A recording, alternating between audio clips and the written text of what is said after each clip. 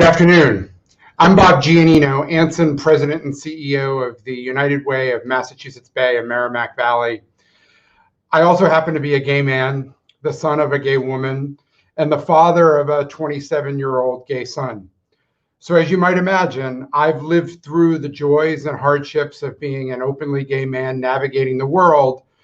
And because of some of the privileges I've enjoyed in my life, my sexual orientation has had little impact on my ability to reach my goals and dreams. That said, I've experienced my fair share of bigotry, disdain, disrespect, and pain over the nearly 30 years since my coming out.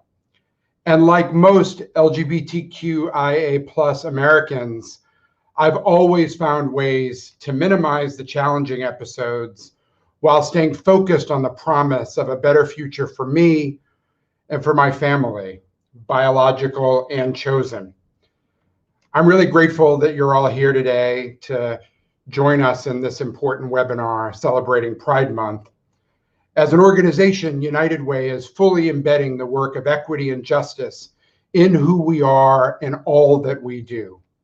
Within this work, we strive to bring voice and attention to those that are marginalized by bigotry and widespread prejudice, while celebrating the important difference it makes to have people with different backgrounds, beliefs, orientations, abilities, and perspectives engaged in addressing some of the most entrenched challenges of our times. Today, we will share stories of leaders in the LGBTQIA+ community whose leadership, visibility, and bravery has and continues to demonstrate the important contributions being made by members of the queer community. The creativity, passion, persistence, compassion, and drive towards justice of LGBTQIA+ community members has enabled a tremendous slate of benefits, accomplishments, and advancements from which we all can draw pleasure and perspective. As community leaders and agents of change, we stand on the shoulders of giants who came before us, like Baird Rustin, Barbara Jordan, Barney Frank, Marsha P. Johnson, Mary Dimatto, and so many others whose bravery, vision, and belief in a more equal and inclusive society paved the way for so many of the rights and freedoms we now hold today. But there is still so much work to do, because these stories also bring light to the tremendous loss we feel when members of our community's voices are extinguished out of bigotry. With specific attention to the voices lost due to the ever-present violence against trans people, specifically Black trans women, which must be stopped. This last month, our region has seen the highest rates of death and violence against Black trans women ever. In fact, we devote this webinar to Yahira D'Alto, who was murdered this month. Yahira, a devoted trans woman of color, worked tirelessly in Massachusetts for the rights and recognition of trans people, and in particular, trans youth. Her work and impact with our agency partner, Casa Mirna, is celebrated and will be recognized through donations received today as a result of this webinar. And we'll give those to Casa Mirna in recognition of her and her work. We also honor Michaela Miller of Hopkinton, whose life as a young gay woman of color ended far too soon. While these difficult realities are all too common in the LGBTQIA+ community, we at United Way and everyone assembled here today believe deeply in a world where every person is celebrated for and encouraged to be who they are authentically. Every one of today's speakers will inspire you with their accomplishments, with their passion for progress, with their deep commitment to justice for all people. It is an honor to share this virtual stage with an inspired group of leaders, and I can't wait for you to hear more about them. So let's get started with the first leader, a colleague of mine at United Way. Amanda Shabowitz, who serves as the project director for Launch, an innovative program focused on helping young people living in state-subsidized housing get a strong start on their path to a life of opportunity. Amanda, take it away. Thanks so much, Bob, for opening the space, for powerful words, and for always leading with honesty and integrity. So for myself as a queer woman, it's so exciting to be with you all. I'm on my own learning journey. You're on your own journey. And I'm even more excited to work at a place where I can bring my full self, where our leadership brings their full selves, where staff members are excited to engage in learning and sharing with each other. United Way has given me space not only to be myself, but to take leadership opportunities to guide our own staff's learning. Just last week, I led workshops for our staff on gender and sexuality, Pride community history, and inclusive workspace practices. At the start of those workshops, we set some intentions and ground rules for our time together. So that's what I'm going to lead you through now. First, I'd like to say that this space we create here today that you're joining us in is one of both safety and of bravery. This is a space where different points along a journey of learning and growing are encouraged and acknowledged.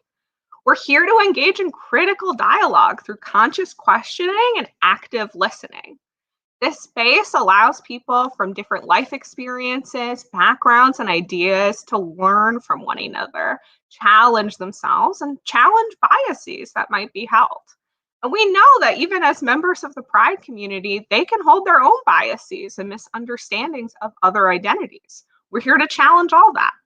We're here to honor queer trailblazers who came before us and to make the road to coming out and living fully a little less hazardous for our youngest neighbors. And lastly, we're here to learn from the strength, resilience, and fierceness of our panelists and speakers today, the true purpose of our United for Justice series. I invite you to pose questions, make comments, celebrate our speakers in the chat. And in the last half hour of the webinar, Bob and our panelists will respond to any of your questions. Now, I have the honor of introducing Tammy Wortham, who will moderate our panel conversation today. If you don't know Tammy already, I encourage you to read her bio because she's remarkable, but I'll tell you a little bit. So Tammy is the Senior Vice President for Human Resources at Sun Life here in the Boston area. And we're also fortunate to have Tammy as a United Way board member. I had the pleasure of meeting Tammy over Zoom a few weeks ago. She asked all of us who were in the planning group what was important for us to get out of this webinar. And I don't know if I have the right answer, but I do now. This webinar is important to me and to all of us because I get to share space with leaders like her. So please join me in welcoming Tammy Wortham, who's an incredible community partner United Way is so proud to have with us on this journey.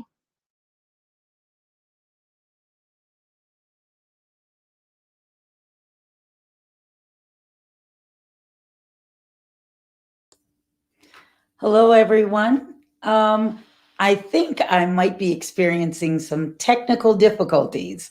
So maybe if one of my AV hosts can tell me, can you see or hear me now? You can indicate it in the chat.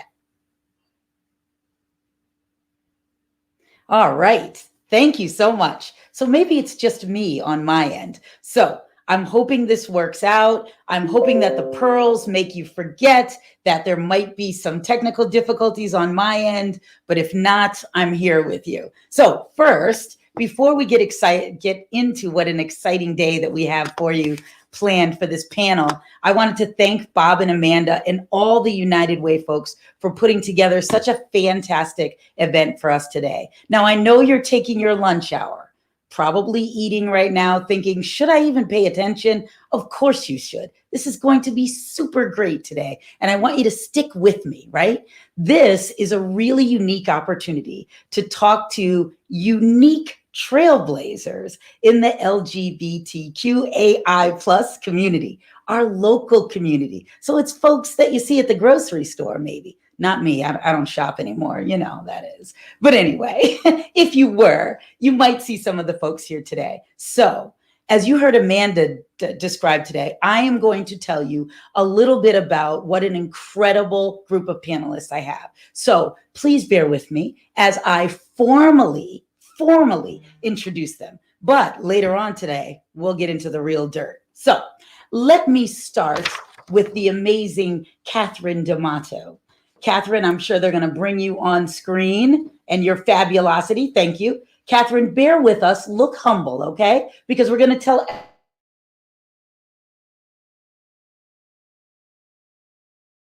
everyone how Greater Boston Food Bank, 6-year tenure, pretty fantastic. You focus on hunger and mass, and of course, nutrition and education. And also, you're committed to closing the hunger gap in Eastern Mass. You're the founder of the Hunger to Health Collaboration, H2HC, developing innovative solutions to reduce the health consequences of hunger. Thank you so much for your work in this space, and I really look forward to our dialogue today. So welcome, Catherine. Thank you. All righty. Next, we have on our panel, drum roll please, Mr. Marty Martinez. I realize when I say that name, I always think, do I know that guy?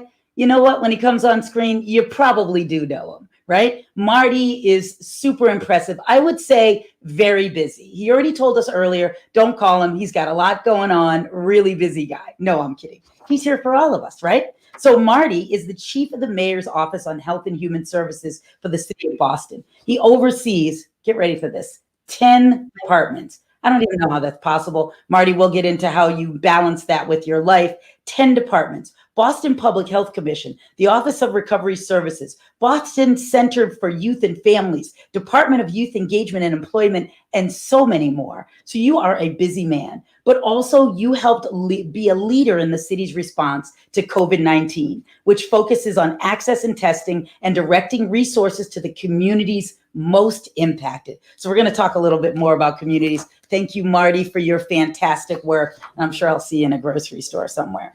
All right, last but not least, okay, well, let's just say the third panelist that we have. We have James Van Boy. Do you not love that name? I love to say it. It's pretty fantastic. Look at James. He is pretty fantastic. Well, we've got Catherine, Marty, and James here with us today. But let me tell you a little bit about this man underneath right here. He is amazing.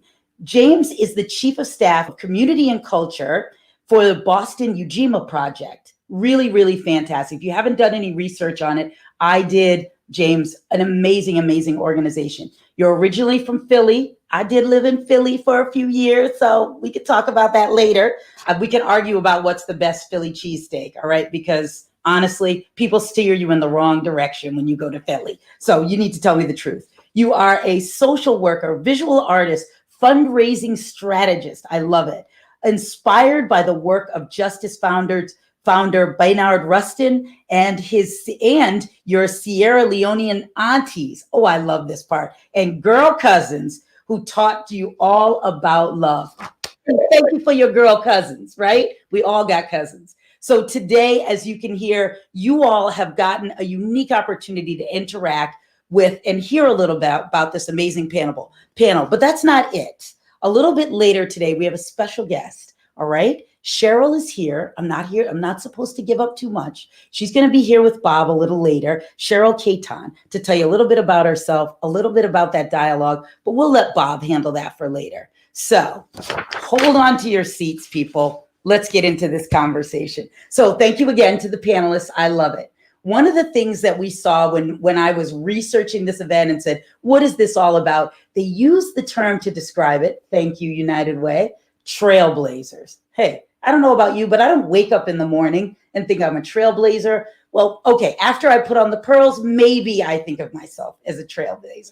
But I'd like to hear from a little bit about you. Please tell us a little bit more about yourself outside of the bio and maybe who you see as trailblazers in our communities or overall communities. So I'd love to hear more about you. So Catherine, tell us more about you and also who you might see as trailblazer. Sure. Well, I've been around Boston since '95, but I came from San Francisco and I grew up in Northern California. So, when I think about coming out at a younger age, when I look at that number, and it's been a long time ago. So I'm clearly in the era of the '70s in the San Francisco area. and in the life and times of Harvey Milk and George Moscone and what was occurring in San Francisco, which ended up very tragically, but started a movement and pushed a lot of us forward to fight and to stay involved and to be engaged. And it's where I also started as my food bank career, starting the San Francisco Food Bank in 1979. So the 70s were a great position of turning for me and brought me to Boston. But I think that the piece for me is always looking at issues of equity and fairness. And these have always been the struggles of making sure that the voices of those that are less or more quiet come forward to have the protections that we've all fought for in the generations. If you put our time together, is quite magnificent in terms of volume. I think when I come to Boston and I met Kip Tiernan, the founder of the Greater Boston Food Bank, here was this woman, that fought for the first women's shelter in Boston, and that's Rosie's Place. And that women did cross-dress as men prior to that in order to get into a shelter, because only men were permitted to come to the shelter. And so here was this gay woman who transformed a lot of things in Boston, learned a great deal from her. So in terms of Kip. In San Francisco, there were just so many, Harvey being one of them, in terms of people that just caused and affected change and such sadness. And there's just incredible leaders and motivators today that I've learned from along my life. So I'll leave it there and love to hear from others.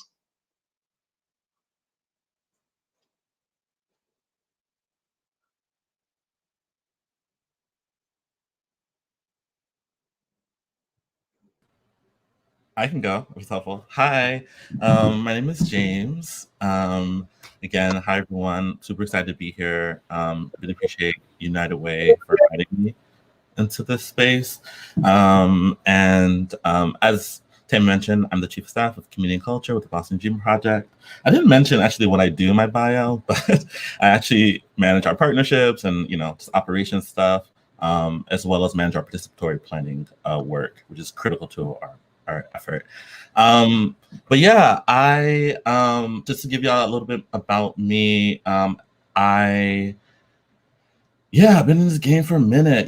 I went to college for political science. I think I've sort of always, I grew up in an African home, as I mentioned earlier. My family's from Sierra Leone.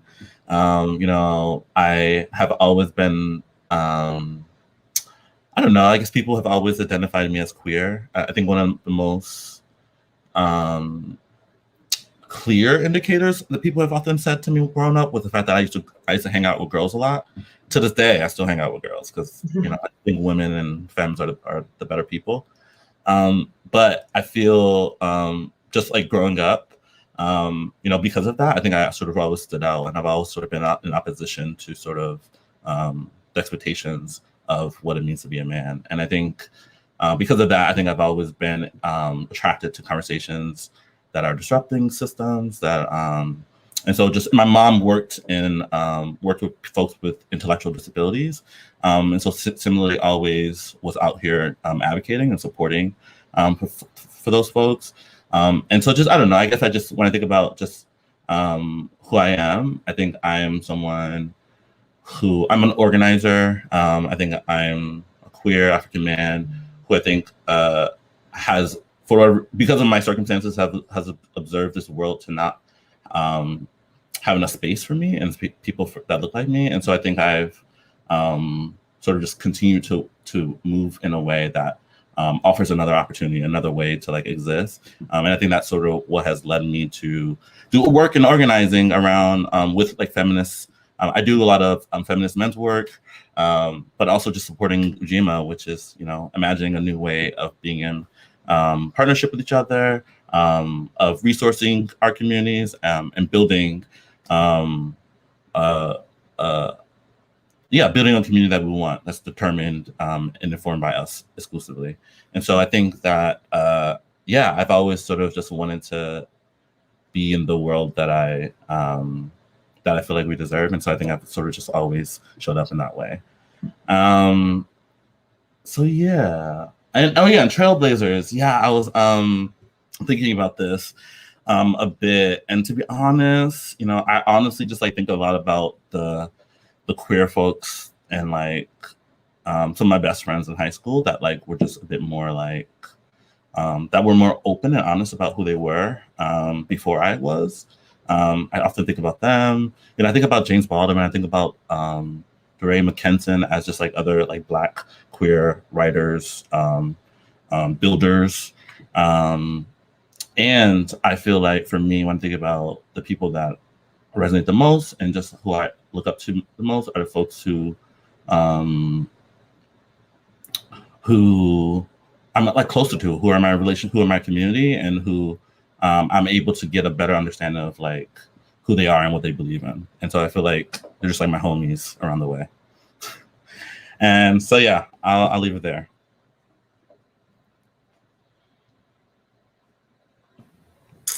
Thank you, Tammy, for leading us, and it's a pleasure to be here with both James and Catherine and everyone that's joined us today. You know, again, my name is Marty Martinez, as the run Health and Human Services for the City of Boston, and spend pretty much every day thinking about how we break down barriers for our neighbors, for those who need access to opportunities and resources here in the city. And that's been my work, which has seen some of the highest times of my professional career, and some of the most challenging as well, as we think about the struggles we've been through over this last year and a half, and the fact that we're virtual when we really want to be together and connected. When I think about Trailblazers, for me, you know, I think about my first days here in the city of Boston. I've been in Boston about 22 years. And the first organization that I ever worked for was an organization dedicated to and started by gay Latinos. The Latino Health Institute was the organization that I worked at when I first got here as an outreach worker. I came for graduate school. I didn't know a single soul in this city. I had never been here before. I'm not even sure I knew where Boston was. But I came here to go to graduate school, and I met gay Latino leaders who were fighting a system that was not made for them, who were creating pathways for young LGBTQ youth to connect and get the services they need, and to be able to ensure that they were done in their language, and done culturally competent, and done in a way that was going to give people access. And so for me, those trailblazers, there are many of them. There are many Latino leaders that you know showed me that it was work that I could do when I got here, and it was work that I could be a part of when we think about all the things that we want to do in our community. And so I'm grateful for that. I'm grateful that when I stepped into the city, I could understand how to have both pieces of my identity, as a gay man, but also as a Mexican American. You know, I didn't know I was Latino until I got to Boston. I was Mexican when I grew up. That's my identity. That's where I was raised. I was Chicano, which for me meant, you know, activism and pushing against so many things. And so for me, that coming here and realizing both of those identities were important has shaped my life experience and where I've been. And I think the other piece I'll just share for me is, as I think about the fact that I sit here today with all of you, I'm in City Hall, you know, part of leadership of our city, and proud of the work that we do, and am challenged by it every day. But my identity shapes how I think about this work. My identity shapes how I think about what's impacting young LGBTQI youth of color, specifically in our community, how we think about the issues that we face and the work that we need to do to strengthen those lives. So I may be an openly gay man that sits in leadership circles and at board meetings and is able to make decisions, but I haven't lost, and I will never lose, that frame, that lens that I bring with me as a gay man of color. And I think that's probably what helps me make the greatest change that I can make, is that I bring that experience with me to every conversation I have on every issue that I work on. So I'm excited to be here and eager for this conversation. Thanks. Thank you so much, Marty.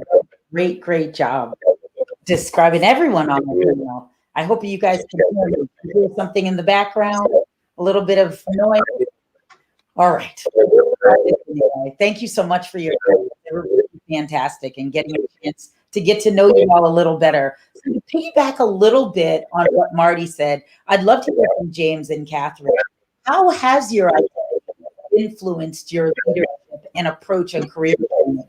Now, I'm having a little bit of a delay on my end, so why don't we start with Catherine, and then we'll have James right after. But I hope that you could hear the question okay. Sure. Catherine, we'll start with you. Sure. What I heard you say is how has these influenced, your career? When I had to make a decision, and then for many younger or people who are just coming out, again, in the late 70s, I had to choose between my family and the person that I loved, the woman that I had fallen in love with. And I didn't see my family for a long time. So I think that was something that stayed with me in terms of no one should be in that position to have to choose. And it reflects very much in my work today. You shouldn't have to choose between, feeding your family and paying your mortgage or your rent, or choose to put clothes on the backs of your children and food. So there's always this choice. So I think that became a very instrumental piece about my work.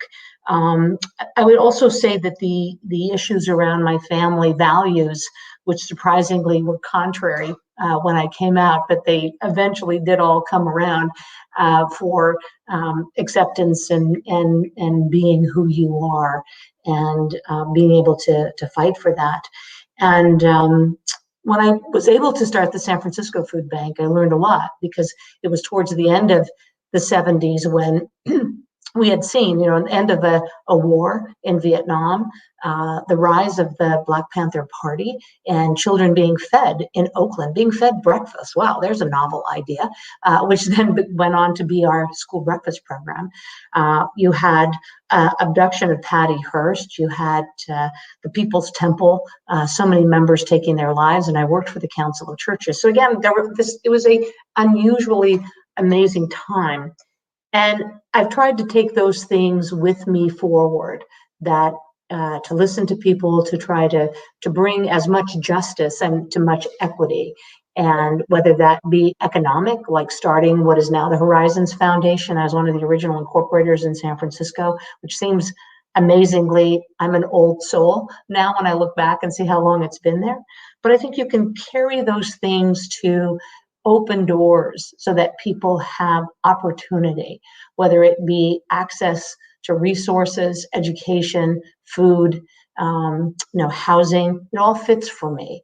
And all of that, as being an open lesbian, openly gay lesbian, for my colleagues and workers, I hope it creates a safe place for people to want to come and be a part of, and to join either the food bank or to be who they are.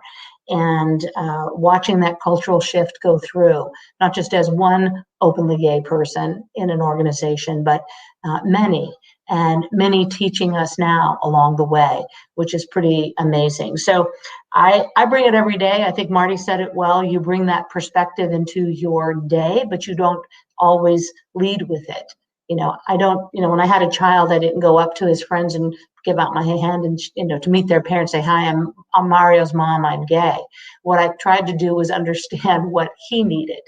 And so I'll leave you with a piece of humor. I remember when he was going to high school, and I said, Mario, you're going to high school, you're in a different place, I'm really respectful of you. And he's like, that's okay, Mom. Everybody knows you're gay. In fact, it's rather cool. And I'm like, really? We have come that far, right? That it's cool in Brookline. Yeah, he said, yeah, it's very cool in Brookline. So, I mean, I think as you bring forward the opportunity to teach a child, to share resources, to provide fairness, that's an important thing for me. I do it all the time.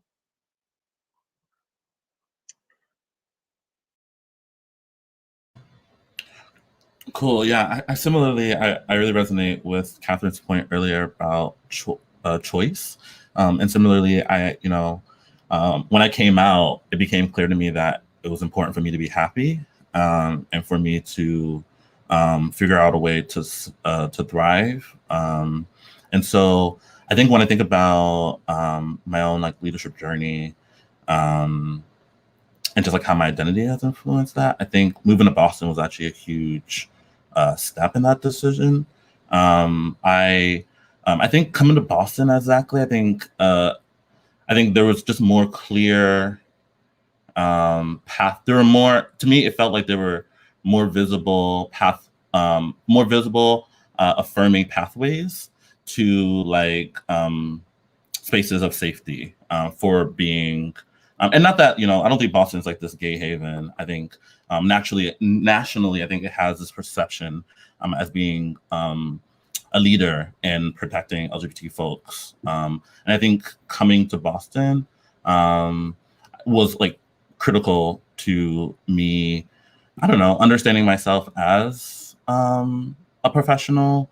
And I also just want to add to the question earlier around trailblazers. I just want to bring in Quincy Roberts and Corey Yarborough, who were leaders of the Hispanic Black Gay Coalition. I definitely feel I have a lot of respect and love for them for creating space for Black and queer youth, and definitely felt like that was a space that I needed in just like anchoring myself in the city, because there hadn't really been any space when other than the space that they had curated.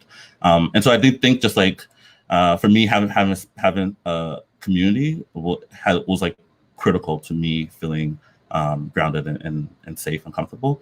I would say that also, in addition to just like how I think I just became really, and it sounds really cheesy, but I think as I grew, I just like started to love myself and started to demand that I be in more spaces where people loved and appreciated me. And I think the social sector, in particular, nonprofit sector, which is where I mostly have had my career, I have found that there have generally been people who have been like receptive and open to seeing me fully. And I think even coming into these spaces, I've been really clear about like, this is all that I am, and like, this is what it is, and like, y'all need to get with it. And so I think I've become really, unapologetic about sort of just like how I move as a professional, and don't see it as any, issue. And I think that I try to really exemplify that in the communities that I'm in. So for example, at the Boston Dreamer Project, another trailblazer I would just throw into is Nia Evans, who's the ED of the Boston Dreamer Project. I definitely look up to her a lot. She's a Black queer woman out here leading a really ambitious organization that is doing something different. And she does it with such like insight and determination and commitment. And I think that and like listening and like really, I think when you think about community work, I'm always looking at people that like listen. And when I think about just my own leadership development, and so being part of her team has been phenomenal. But I just think about as I like move forward, I think I definitely just look to ensuring that I'm like that, and I'm like ensuring that other people can have space to be themselves. And I think that that has grounded me, that has made me feel like part of the work. And I'm hoping that, I hope I continue to show that with like how I dress, with the things I don't do and don't say, with how I welcome people into space, how I develop relationships. I think these all play a role in just sort of our ability to be leaders. And so I guess, I think I would leave it there. So I'm jumping in because Tammy is having some technical difficulties. She'll hopefully be back on screen shortly. So I'm going to ask the next question, and hopefully it will not be one that throws you off your mark a little bit. But I'd love, I think this is particularly directed towards Marty and then Catherine. I'd love to get a sense of of the role that you feel like you play in making space for, setting example for the next generation of queer leaders in our city, in our region. Not James, not that you don't have a role in that, but you're one of them. And so, Marty and Catherine, can you share a little bit about some of the intention that you bring to that particular role or responsibility that I feel like I have, and I'm sure you feel like you do as well? Yeah, I can share a little bit of that. Thanks, Bob. I think every day, when you think about the work that you do, you sort of think about how, you are building upon the work that others have already done. And I think about that all the time. I think about the shoulders that I stand on and the work,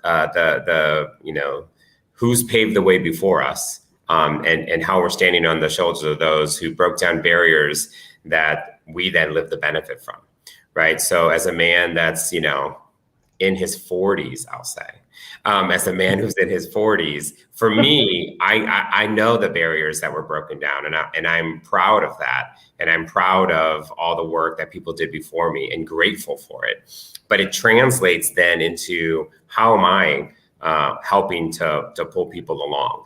How am I doing that work? And I think that's important, right? I mean, as a city official in the role that I'm in, but as a nonprofit leader before that, folks have come to me to explore, their own careers. People have come to me to talk about how they can think about their own identity and how it plays itself out, both professionally and personally. And I think it matters. I think it's an important part of how we think about how we approach ourselves and how we approach some of the challenges that are there. I very openly, as I'm sure others do, I talk about my husband. I talk about being gay. I talk about that in settings, not just on a pride celebration, but I talk about it on cabinet meetings. I talk about it when we're talking about issues in our community and how we think about violence and how we think about human services, because I think it's really important that people feel safety in that. So for me, I think that's part of the conversation. That's part of the work that we have to do. And so when younger LGBTQ leaders come to me to not only express questions they have, but issues they're pushing, things they're trying to make better, I think it's important that we not forget the pathway that was created for us as we try to create that pathway for others. And so I think I have a responsibility. I think that's also true for me, the intersectionality. I think about the same way when I think about Latino leaders in our city. And I think about younger Latinos organizing and working and pushing. And I think about what the role that I have to play. So I don't think it's an option. For me, I feel like it's a necessity. Because I know people did it for me, and I'm grateful for that. And I know I have that responsibility to do it for them. So that's how I think about the role that I'm trying to play, and being conscious of it every day. I agree. I've always enjoyed these conversations and worked with Marty on a few of them. And I think that, be able to support people for where they are, who they are, but also be honest about who you are. I mean, I remember standing in front of my team several years ago, and I remind them of it. I would say, look, I'm an imperfect human being. Okay, you're not going to get in. I can't do everything that you want me to do. We'll probably get to a lot of things that you would like to do, but you have to also learn about how to manage, a $200 million corporation, and so there's certain things we have to do. But I think that affirming, especially younger people, that it is their time. Right. And part of being a sagey older lesbian is to move on and is to help and to make way for that. And that everybody has gifts to offer. And that piece is really important to be able to acknowledge. And I've often said to members of my team, and when I think of my 25 years at the Greater Boston Food Bank, there have been hundreds and hundreds and hundreds of people that have come through the organization. And I always say to them, look, if you have an opportunity, I'm going to be the first one to shake your hand and say, bravo, this is great. And how can I help you get there? Because I had a choice to stay at the food bank, but you don't have to stay here for 25 years. You have your life ahead of you. You have a lot of great opportunities in front of you. What do you want to be? So I think that helping people see that, and that they can be, who they are. I mean, obviously there is still hatred. There is still, intense discrimination, and there is intense, hostility that can show itself in the workplace. But there is also support and guidance and honesty and encouragement and to move on. I mean, I remember when, I mean no disrespect to anyone that might have voted for President Trump on this call, but I remember when a young gay man came into my office after the election, and he came in and he said, "Can I talk to you?" And I'm like, he's like, "Catherine, I don't know what to do. I don't know if I can go home to my parents for Thanksgiving. I just don't know what to do. I don't know how to talk to them." And we probably spent an hour just having the conversation of, wow, you're right. Let's talk about it. And there is no right answer of how you approach a difficult situation with your family and people you love. But you don't love this, but you do love them. And how do you piece that together and stand still as who you are? So I think that the space is really important. But I also think it's important to call out when it's not right? Or how to learn, how to make an observation. We've done a lot of reverse mentoring at the food bank, which I have found incredibly helpful. And it hasn't just been, an LGBTQI person to the same. It can be any situation, but I think it demystifies a great deal that we are human and that we are imperfect, but that we can be helpful. And I would just say the listening is really important. And as a leader, I have learned so much from people when they come and bring a problem that they're experiencing. And then I'm aware that, okay, that's broader. And this is true for folks coming out of our community. How do they make their way? How do they? And I think they're full of incredible talent and incredible possibilities. And I'll just leave it with what Marty said too about being able to speak about your life. This is who I am. I'm married. I have a kid. I remember when I have a child that's 34, and I had a child, with an unknown donor, right? And I would get comments like, "Well, where's your husband?" And this was before marriage, right? I'd be like, "There is no husband." And they'd be like, "Well, what do you mean there's no husband?" I'm like, "There's never been a husband, okay? Let me tell you how this happened." And then you just tell and you move on. and we keep going. And then sometimes it drops there and that's the over. And then sometimes people go, "Oh, wow, I never thought about that. That's amazing. Tell me how you did that." And, when you can have, in my life as an Italian American, when I had a child and I went home with my son Mario for the first time, the women were in one room and the men were in the other room, and all the women wanted to hear the story. And you know what their conclusion was? "We don't care if you're gay or straight, because you know what? They didn't help us anyway. Good for you. Good for you for having that baby, because that's what you want." And so you get what you're looking for, but it may not ever be necessarily the way you were looking for it. So for me, I think affirming, keep the conversation going, encourage people to grow. And if it means moving through the organization to another opportunity, so be it, and be there for them. That guidance is amazing and important for them.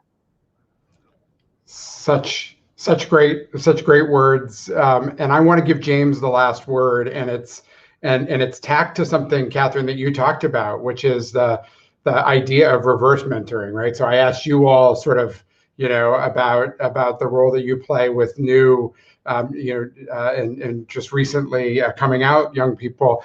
James, what's your advice to folks like me or Catherine and Marty, those of us that are a little bit more, along in our careers, about how we can, we can be led by you and your generation as this work continues? For sure. Yeah. I think this might be relevant to what Catherine was saying. I think relationships are really important. And I think when it comes to like leadership, I'm always like really hesitant to like glorify any leader because I'm just like, oh no, leadership is always so complicated. And I think some of the most valuable things you learn about leadership and all the sort of like nuances to it, I think you learn in relationship with people. And so I think for me, I'm always just trying to think about like, how can we be in better relationship with each other? And, because I think, when I think about myself as a role model, I think, I don't know, maybe what, as you guys think about being role models, I think people who observe us can have a certain idea or perspective on like what it is for us to lead in this capacity, in this circumstance. And I feel like that's almost always like incomplete. And so I feel like for me, I feel like the work is really just figuring out how do we connect as people that are of different generations. How do we try to be in the same space with each other to have conversation?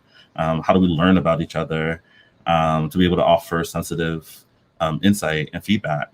I don't know. I feel like there's ways in which by age we're, I think in the work we can be, I don't know, segregated and just like really, I don't know, maybe ages argue about just like how we think about knowledge. And so for me, I think that my suggestion is for us all to just like lean in to like, and I don't mean to like use this like, but just to sort of like pay attention to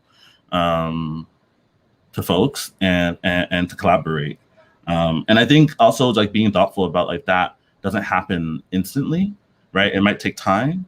I think something that I'm always after, and I think philanthropy is a big culprit of this, is just like forced partnerships and forced like coalition building and whatever. And I think sometimes things take time, and I think that's like fine. And so just creating enough space and runway for that, but being intentional and about it, I think is a really important practice. Right on.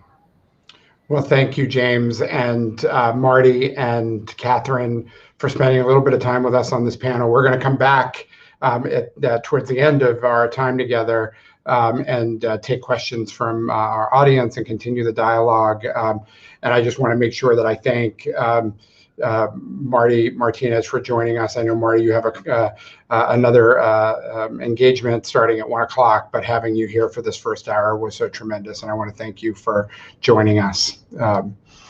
We're going to transition to a conversation that I had the pleasure of having just a few weeks ago. Earlier this month, I had the opportunity to connect with a tremendous leader in our community.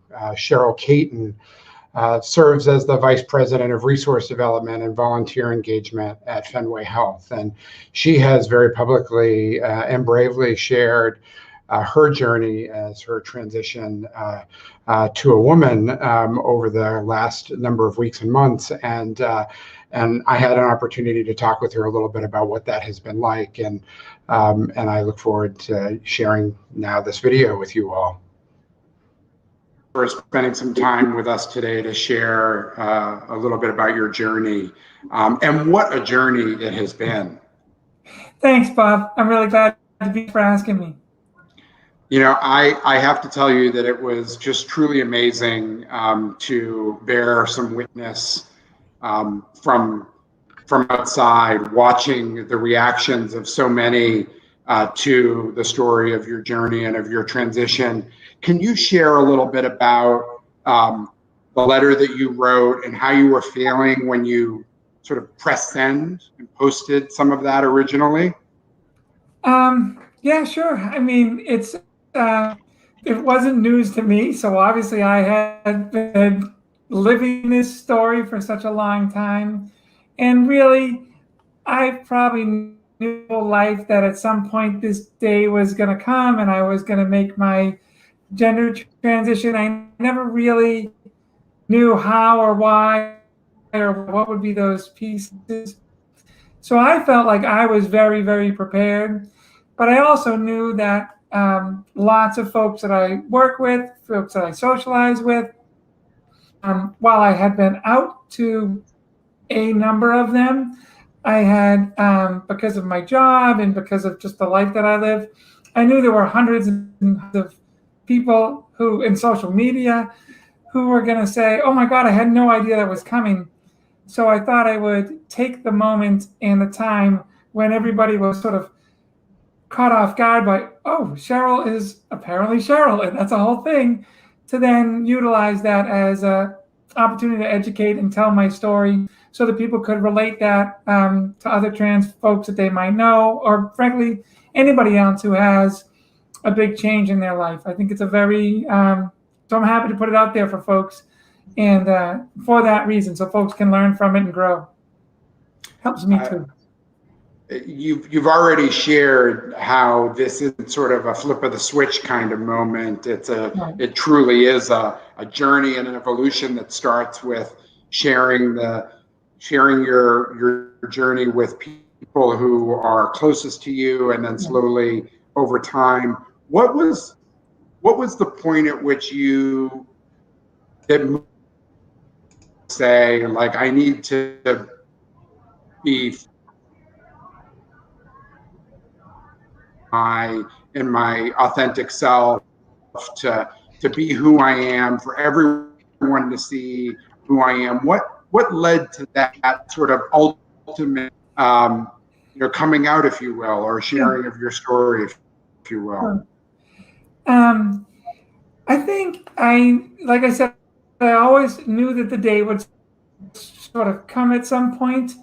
And I think that over my coming probably became 16, so I was very slow. The very first person I came out to was actually my best friend in Scout camp as a kid. And he was wonderful about it, really patient with me, and let me go through that emotional story. We were 16-year-old camp staff counselors in the, whatever. And just telling him that whole thing. But anyway, from that moment to age 52, I had been slowly working my way there, and I to crave a more full life for myself, and I would volunteer more and more so that I could give back, but also so that I could experience life, and I would be on weekends, and because when I'm volunteering and I'm putting my leadership out there for the trans community, that means there's joyful successes, there's hard work, there's frustration and conflict, and those are all real emotions. And I wanted to experience the emotions as my real self. And as I experienced them more and more over the course of years, I was like, yeah, this is how I need to experience it. It was an evolution. There wasn't really a watershed moment of like, okay, today's the day. It become clear to me probably over the past 2 or 3 years. And then you got to put the logistics in place. Like, okay, how is everybody going to deal with that? How do I actually present? Like, what's the story? And then the logistics drive a little bit of the this is the day sort of thing. So powerful to hear you talk about that, those different steps of the journey. And one of which you touched on was the role that sort of friends and allies and folks who accept your story and your who you are. And it started so early with you at 16, having someone like that. Can you talk a little bit about your allies and your advocates? Who are some of the folks that have been there for you along the way? And what advice might you have for others that are put in the position to be allies and advocates, and how they can be best at that? Yeah. Well, allies and advocates are enormous part of the process. I feel like, and it depends on your age and your generation and all that stuff. But for me, I felt like there were lots and lots and lots of years and tons of interactions that the world said, don't do that. That's not right. That's not the way you're supposed to be. right? And so every time an ally says, I hear you, I see you, I love you for who you are, that sort of offsets those moments where don't do that, that's not the right thing, you're not supposed to be that way. And so it takes a lot of those allies to help you have that courage to be like, okay, like I know that person's got my back. I know that person can see the real me regardless of how I present. And so I can present as I am, and they'll love me either way. And for me, like I said, it was a long, long time. So it was really hundreds of people over probably 30 plus years of me telling 1 or 2 people this year, and 3 or 4 people that year, and 5 or 6 people this year, and just growing this sort of allied army of support that I was like, okay, these people are all going to be with me, and I'm ready to sort of go the rest of the. But I see you, I hear you. Like, that's the thing. You said, like, ask for advice. Like, it's like, just see them.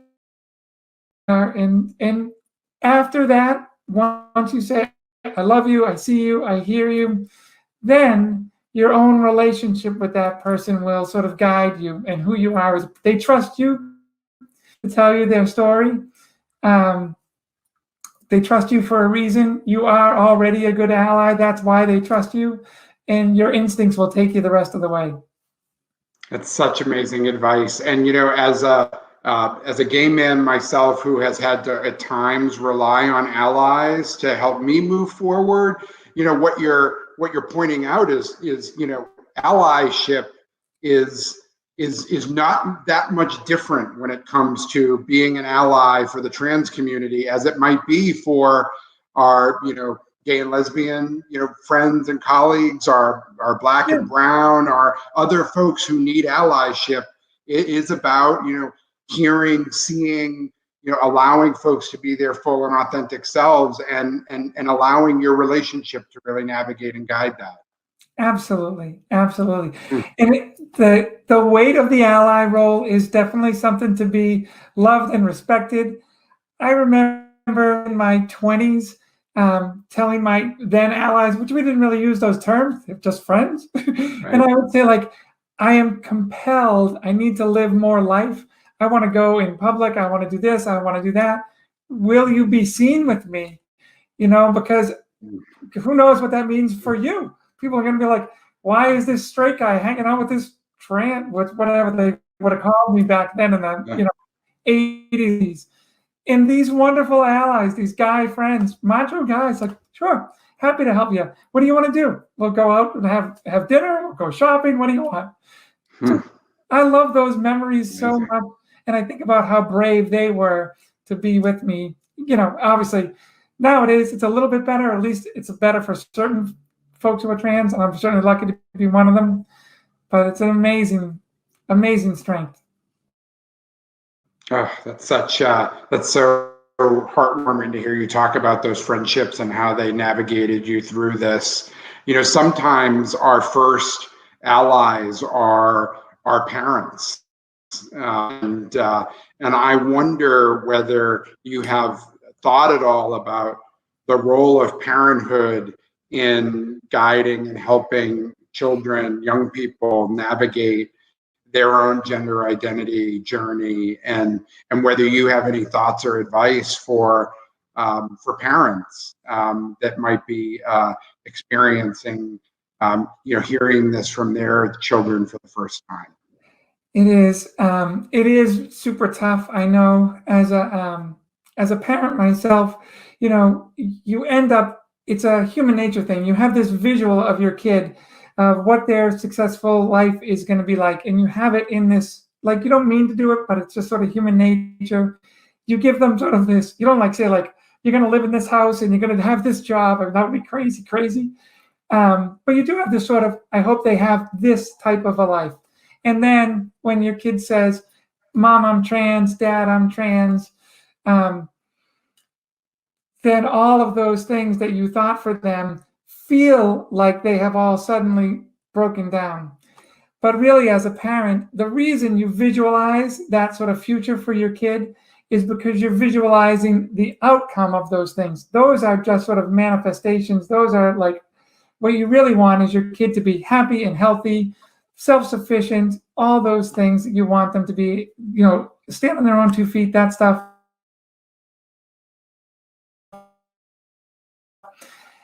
And being trans, they can achieve all that stuff. They just need you to be with them during that time. And when you let go of the idea of like, oh, I thought my son was going to be this, and I thought my daughter was going to be that.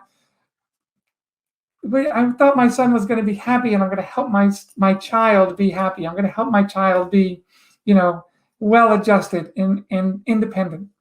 And then it becomes easier for the parent as well.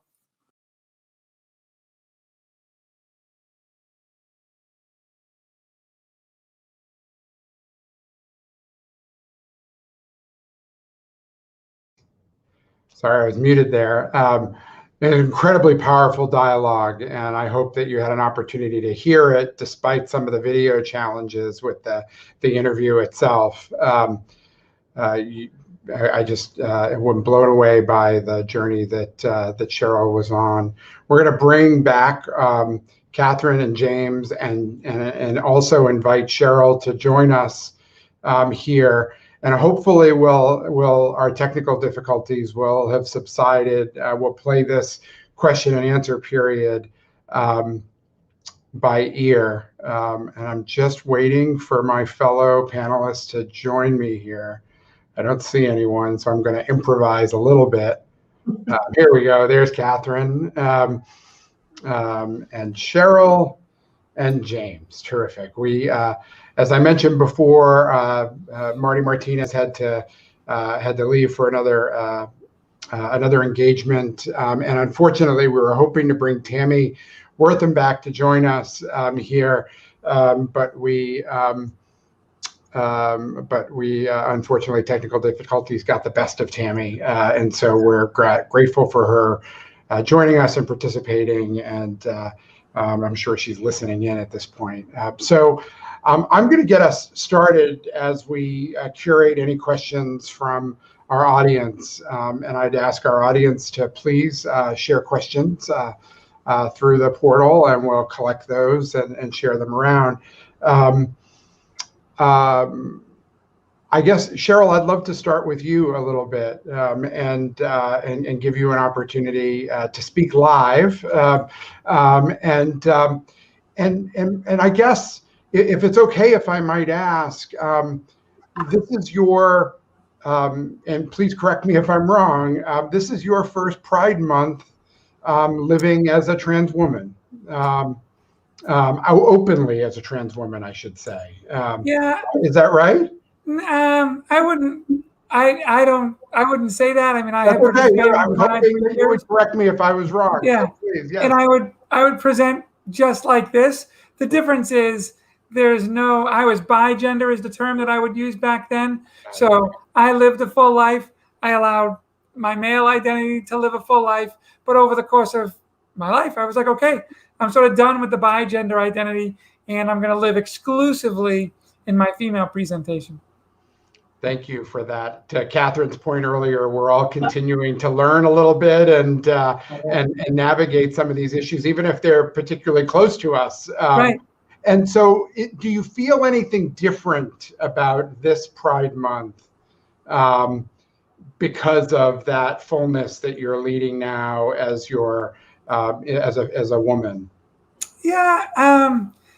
Actually, one of the things I wanted to talk about, the word transition, like in our video and in our whole thing, like in a lot of times we will actually use the terms emerge, and contextually, like we don't really change, so we don't really transition. We just let the other identity emerge in a more full way. And it's really the people around us who transition. When you think about the people who change, it's everybody who's like, oh, I used to refer to you as this name, and now I refer to you as Cheryl. That's where the change is. Me? Oh, I'm always. That's excellent.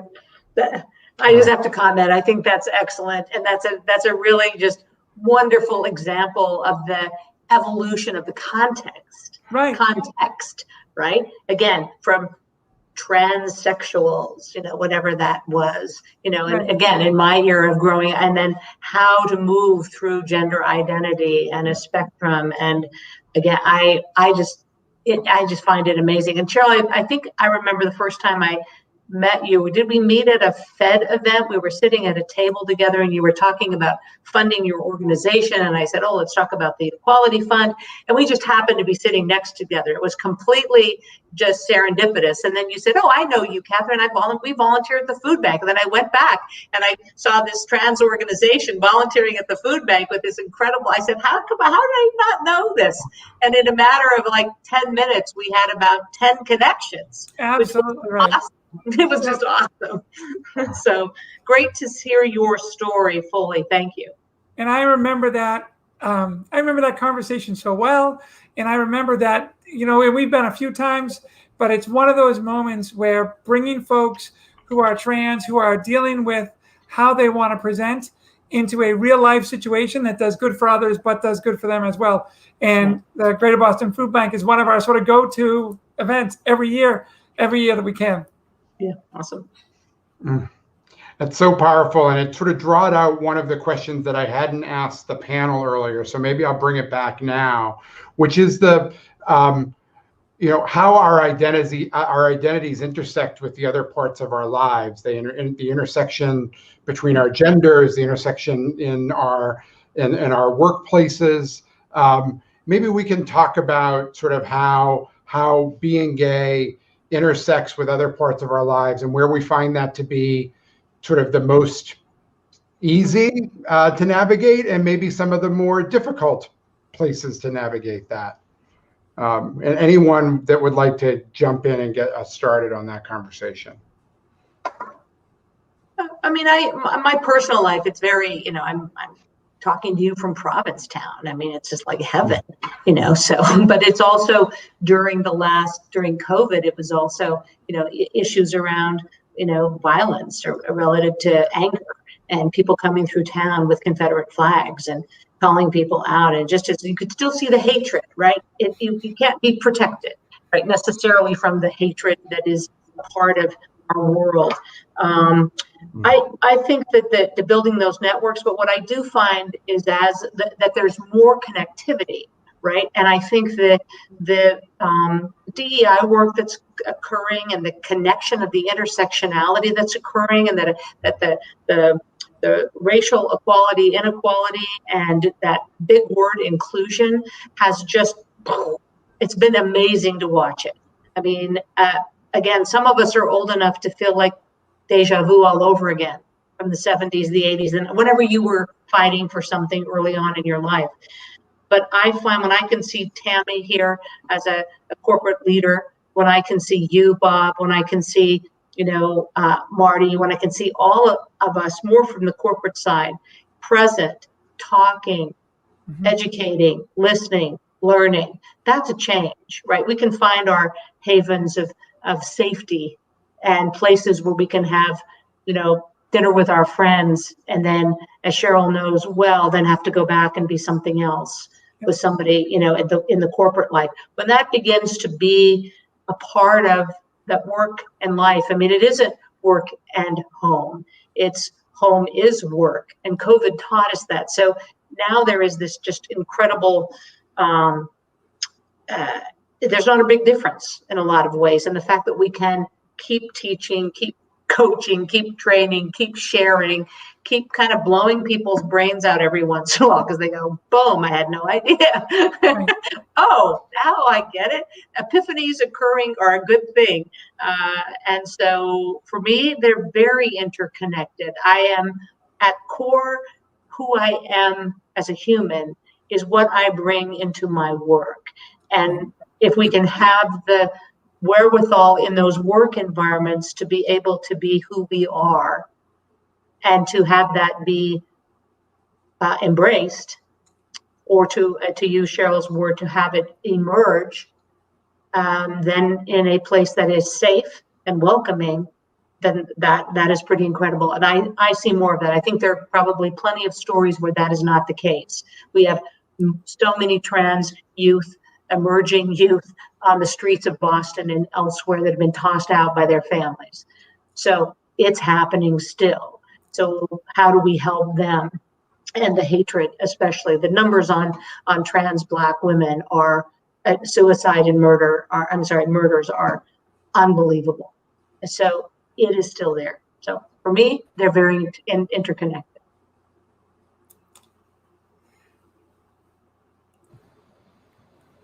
Yeah, just to jump in here myself, really appreciate this question, and was one of the things I'm most proud. I'm the proudest about myself is that I'm both African and I'm queer, and to this day, that's in this moment that's still a revolutionary act, right? It's still pretty humongous to openly queer and probably African. And so for me, when I think about just like what that has meant for me, it has meant like some of the best, most exciting moments, and sometimes some of the hardest.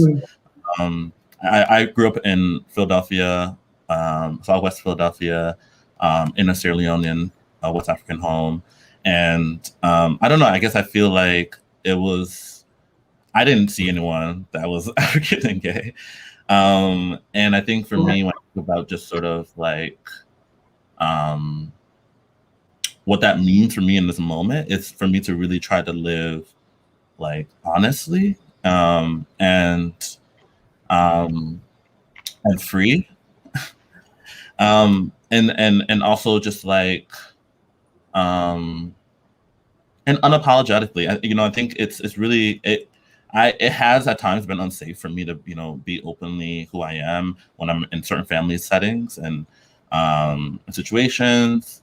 And I continue to like show up and announce not only just who I'm dating and all the boyfriends I have, but also the work that's happening in our community. I think when I think about this question around like, safety and like, what does it mean to be both queer and something else? I think for me, I'm in this unique place. I'm in this unique place where I am a first generation African American who has like deep ties to both to folks in diaspora that are on the continent and folks that are living here in the U.S. and who have a very Western reality. And I think for me, when I think about, as you guys have known and probably hear about all the ridiculous sodomy laws that are, impacting, killing, hurting folks all around the world. I think for me, as like someone who has a privilege to be open and honest and without concern of like safety or for me to really model what it could be for my cousins, my little folk, for my little nieces, to at least have some reference for them to attach themselves to. And so, yeah, I think that this place, this position that I guess that I'm in is one that I think I take with the utmost responsibility, and I like try to really anchor on like on love and the opportunity to connect and relate with people in pursuit of that. So yeah, I'll offer that.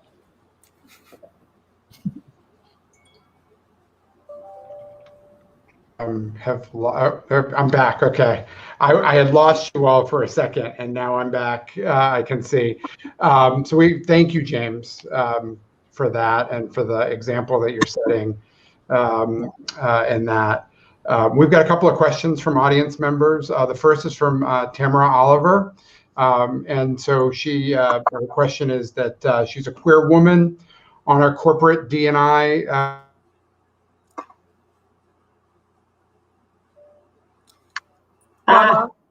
go ahead. Yeah, I think can you take it, Cheryl? Sure, I'll take a start at this and sort of see what we want to sort of uncover.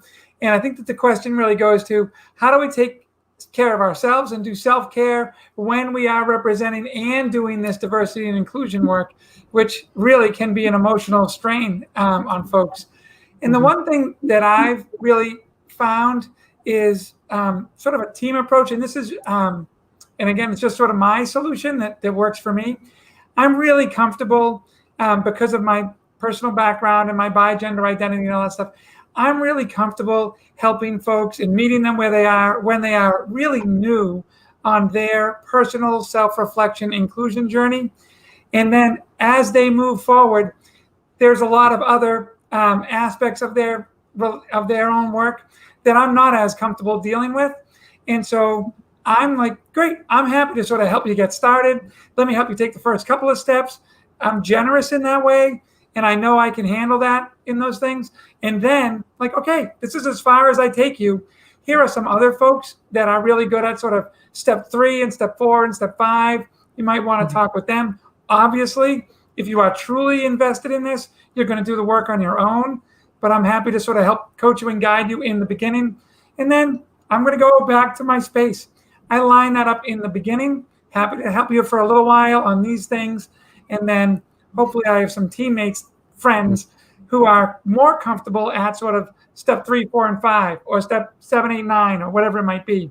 So I don't have to like burden myself with that person's personal journey beyond what I'm comfortable with. Thank you for that, Cheryl. You all can hear me okay now?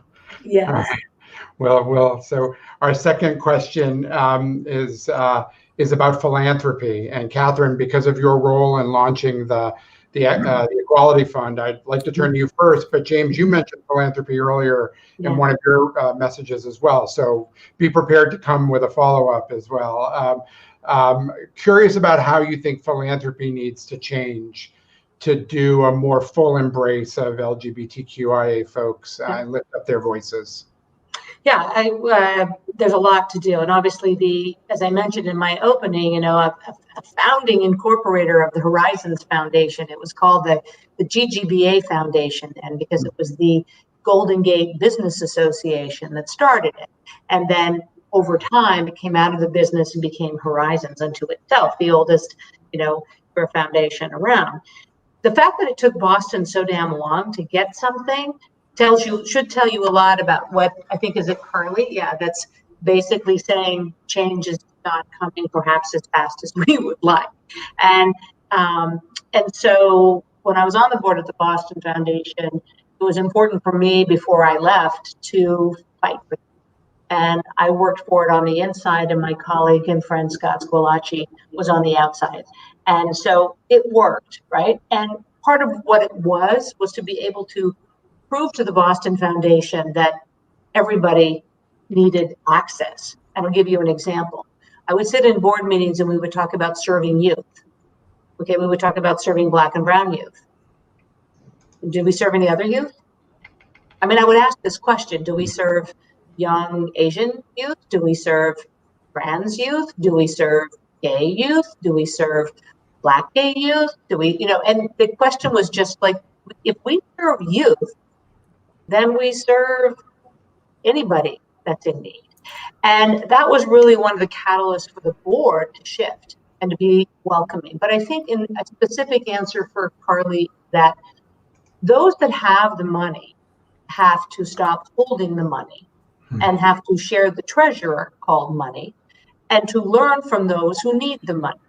And that's just a piece around how to bring those voices either into decision making and or to teach those that have resources to be able to expand their capability or understanding.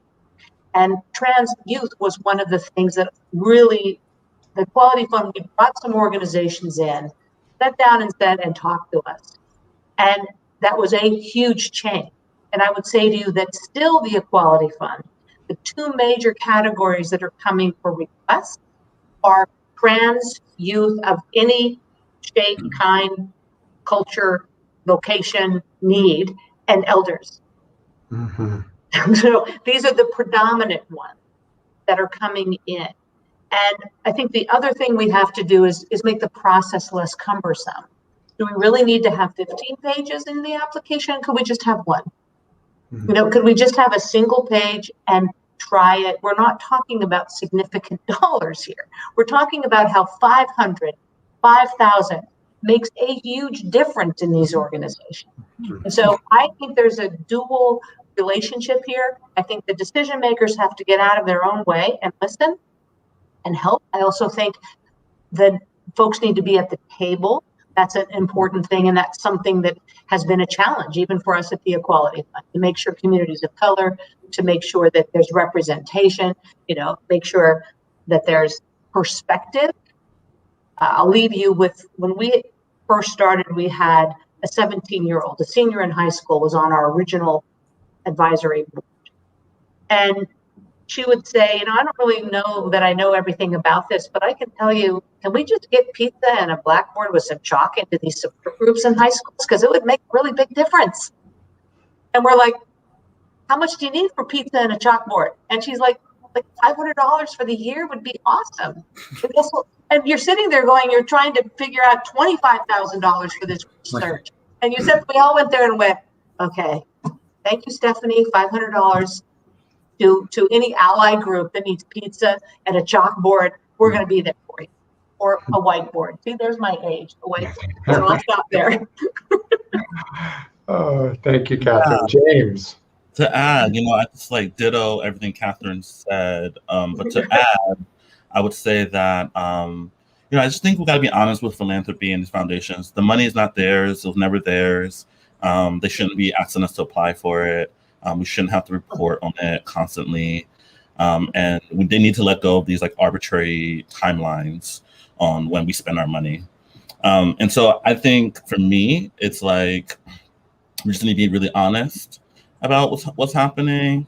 And I don't know, just change how we're operating around this money. And I think, ultimately, I think what I'm trying to say is that I think we need to just honor the agency and the decision making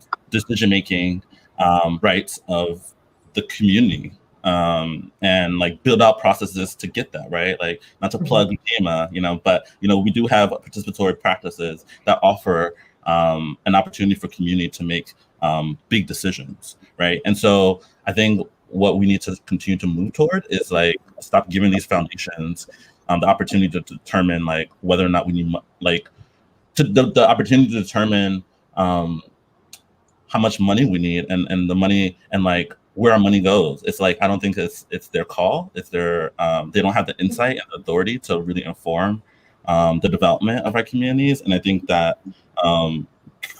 philanthropy needs to do a better job of learning how to be in partnership with communities in a more participatory way and have a bit more imagination on how to do that. And it isn't just offering directives. And so I think that's sort of what I think would be most helpful. Terrific. Well, we just got a couple more minutes left, and I want to ask a question that might be a sort of maybe a little bit on the lighter side, if you will, which is one piece of advice you would tell your younger self, your earlier self. Maybe that you wish you had known when you very, very began the journey that you acknowledged. You all acknowledged you started at different parts of your lives on. And why don't we start with? We'll start with Cheryl. We'll go to Catherine, and then to James to wrap it up. Mm-hmm. Moisturize early. Sorry. People love you for who. People love you for who you are, and just believe them when they love you and have courage to take them up on that. Mm-hmm. Yeah, I would echo that, for me, that the love, the original impetus to be who I was someone I loved. And I would say that, I moved on from that, 17, 18, when I was 17 or 18 years old relationship. It's long gone. It was totally worth the risk, and it was totally worth the learning. And that as we create lives for ourselves, to be authentic is to me, one of the most important things. And sometimes that means moving on or losing someone. and having to deal with a situation. But stay authentic. You know, it's so important to stay authentic. Yeah, I would say one, like, you probably have everything you need. And then two, like get comfortable with being wrong, and like be comfortable with like that's okay. Like leaders are wrong. I think for me, I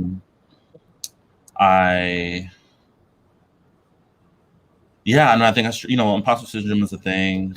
You know, I'm always a little critical of it because I think it's more about the system we're in. Like they're making us feel this way. I don't think it's always inherently individual, but I feel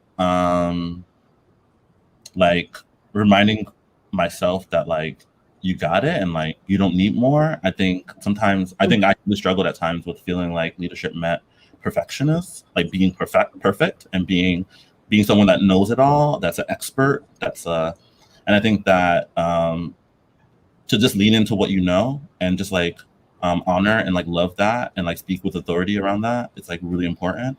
You're just more authentic. And then also, darn, what was my second point?